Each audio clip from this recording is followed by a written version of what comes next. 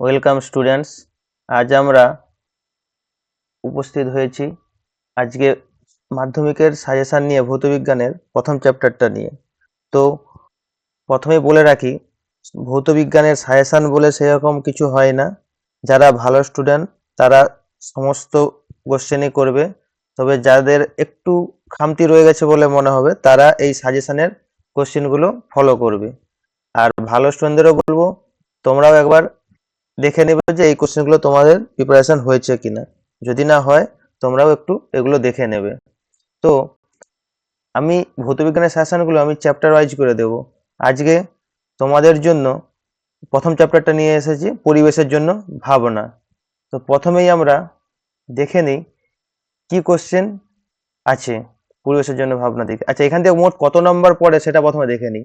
এখানে মোট নাম্বার পড়ে 5 নাম্বার। মাধ্যমিকে 5 নাম্বার থাকে পরিবেশের জন্য ভাবনা এই চ্যাপ্টার থেকে। তো একটা থাকে 1 নাম্বার এমসিকিউ, একটা থাকবে এই চ্যাপ্টার থেকে। আর আর 1 নাম্বারের এসএ কিউ দুটো থাকবে এই চ্যাপ্টার থেকে। তাহলে একটা 1 নাম্বার এমসিকিউ আর 1 নাম্বারের এসএ কিউ দুটো থাকবে, টোটাল 3 নাম্বার থাকবে। 3 নাম্বার হলো, আর একটা 2 নাম্বার থাকবে, অর্থাৎ মোট 5 নাম্বার হলো। তো প্রথমে 1 নাম্বারের কোশ্চেনের জন্য কিছু সম্ভাব্য কোশ্চেন একটু দেখা যাক। তো প্রথম কোশ্চেনে আসি। প্রথম কোশ্চেন হচ্ছে, বেতার তরঙ্গ প্রতিফলিত হয় কোন স্তরে? আমরা বায়ুমণ্ডলের যেসব স্তরগুলো আছে সেখান থেকে অনেকগুলো কোশ্চেন হয়, তার মধ্যে আমি কিছু সাজেস্টিভ 5টা দিয়েছি এবং সবগুলোই তোমরা দেখে যাবে, আমি তার মধ্যে 5-6টা দিয়েছি। তো প্রথম কোশ্চেন ছিল বেতার তরঙ্গ প্রতিফলিত হয় কোন স্তরে। নেক্সট কোশ্চেন হচ্ছে, জেট বিমান চলে কোন স্তরে? নেক্সট, ক্ষুব্ধমণ্ডল বলা হয় কোন স্তরকে? নেক্সট হচ্ছে, ভ্যান অ্যালেন বিকিরণ দেখা যায় কোন স্তরে? নেক্সট হচ্ছে, ওজোন স্তরের ঘনত্ব মাপা হয় কোন এককে? এর মধ্যে সবথেকে, এই 5টা কোশ্চেনের মধ্যে সবথেকে বেশি ইম্পর্টেন্ট কোশ্চেনগুলো হলো বেতার তরঙ্গ প্রতিফলিত হয় কোন স্তরে এবং ওজোন স্তরের ঘনত্ব মাপা হয় কোন এককে। এইটা এবছর প্রচুর ইম্পর্টেন্ট। আর ভ্যান অ্যালেন বিকিরণ দেখা যায়, এটাও পড়তে পারে। তো আমরা এই আলো, এই যে বায়ু স্তর থেকে আমরা সবগুলোই একটু ডিটেলসে একটু দেখে নিই কি আছে।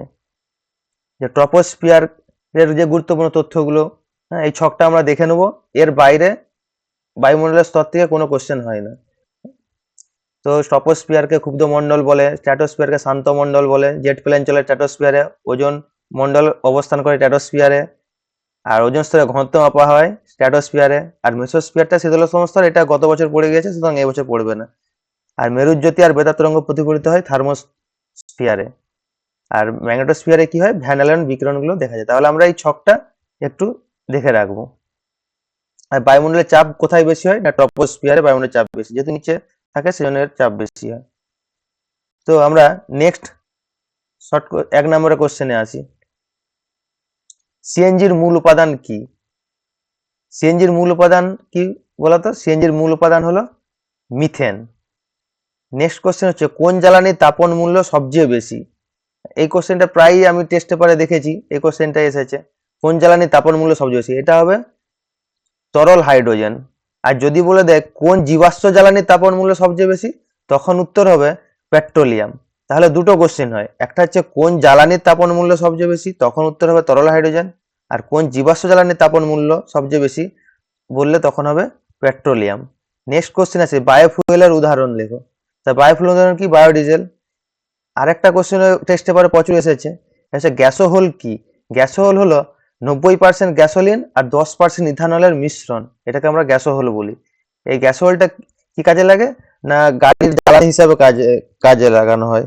এর ফলে কি হয়, এটা গ্যাসোহোল ব্যবহার করলে মানে বায়ু দূষণটা একটু কম হয়। হ্যাঁ, নেক্সট হচ্ছে, পাওয়ার অ্যালকোহল কি?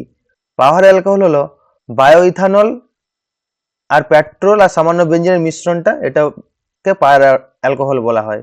এটা কি হিসাবে ব্যবহার করা হয় না, গাড়ির জ্বালানি রূপে ব্যবহার করা হয়। আচ্ছা, নেক্সট একটা এমসিকিউ কোশ্চেন আছে, দেখা যাক।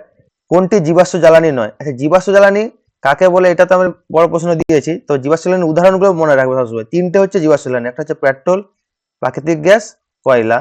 এটা হচ্ছে জীবাশ্ম জ্বালানি। এবার পেট্রোল মানে ডিজেলও হবে জীবাশ্ম জ্বালানি। তাহলে পেট্রোল, প্রাকৃতিক গ্যাস, কয়লা। তো কোনটি নয় বলেছে, সুতরাং উত্তর হবে অপশন সি, সৌরশক্তি। আচ্ছা, এরপর আছে, প্রধান গ্রিন হাউস গ্যাসটা কি? দেখো, methane, carbon dioxide, nitrous oxide সবগুলোই গ্রিন হাউস গ্যাস, কিন্তু প্রধান কোনটা বেশি থাকে কোনটা? Carbon dioxide. সুতরাং প্রধান গ্রিন হাউস গ্যাস হবে কার্বন ডাইঅক্সাইড। আচ্ছা, এরপরের কোশ্চেনটাও ইম্পর্টেন্ট, নিচের কোন গ্যাসটি ওজোন স্তরে ওজোন ক্ষয়ে সহায়তা করে না?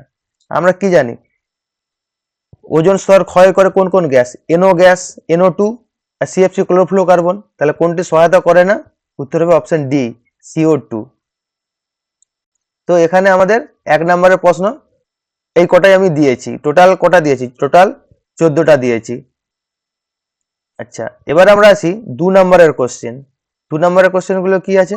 তো প্রথম কোশ্চেন হচ্ছে তাপন মূল্য বলতে কি বোঝো? এর SI একক ও ব্যবহারিক একক লেখো। এটা খুব ইম্পর্টেন্ট প্রশ্ন। তাপন মূল্য বলতে কি বোঝো? এবছর খুবই ইম্পর্টেন্ট প্রশ্ন। তাপন মূল্য বলতে কি বোঝো এবং এর ব্যবহারিক ও SI একক লিখো। SI একক কি লিখবে? না জুল পার কেজি, আর যদি ব্যবহারিক একক হয় কিলো জুল পার কেজি। তো নেক্সট কোশ্চেনে আসি, গ্রিন হাউস প্রভাবের 2টি সুফল। আচ্ছা, এখানে প্রশ্নটা একটু লক্ষ্য করবে, 2টি কুফল নয় কিন্তু, গ্রিন হাউস প্রভাবের 2টি সুফল। এটা একটু ব্যতিক্রম, ওই জন্য এই কোশ্চেনটা আমি দিয়েছি যে গ্রিন হাউস প্রভাবের 2টি সুফল লেখো। মনে হবে কোশ্চেনটা ভুল দিয়েছে, কুফল লিখতে গিয়ে সুফল, না, এটা অরিজিনালি ওই কোশ্চেনটাই হয়, গ্রিন হাউস প্রভাবের 2টি সুফল। আচ্ছা, নেক্সট কোশ্চেন যেটা ইম্পর্টেন্ট, এগুলো সব 2 নম্বরের কোশ্চেন। জীবাশ্ম জ্বালানি কাকে বলে? জীবাশ্ম জ্বালানির সংরক্ষণের প্রয়োজনীয়তা। নেক্সট কোশ্চেন দেখি। নেক্সট কোশ্চেন আছে স্থিতিশীল উন্নয়ন বলতে কি বুঝো? এর মূল লক্ষ্য কি লেখো। আচ্ছা, নেক্সট কোশ্চেন যেটা সব থেকে ইম্পর্টেন্ট, ওজোন স্তর ধ্বংসে NO এবং NO2 এর ভূমিকা কি লেখো। এর সাথে CFCটাও একটু দেখে রাখবে, তবে ইম্পর্টেন্ট হচ্ছে ওজোন স্তর ধ্বংসে NO এবং NO2 এর ভূমিকা। নেক্সট কোশ্চেন, ওজোন স্তর ধ্বংসে 2টি ক্ষতিকারক প্রভাব উল্লেখ করো। নেক্সট, গ্রিন হাউস এফেক্টের ফলাফল কি। আর নেক্সট কোশ্চেন হচ্ছে সুইট গ্যাস কি। তো এখানে আমরা 2 নম্বরে কতগুলো কোশ্চেন দিলাম? 8টা কোশ্চেন দিলাম।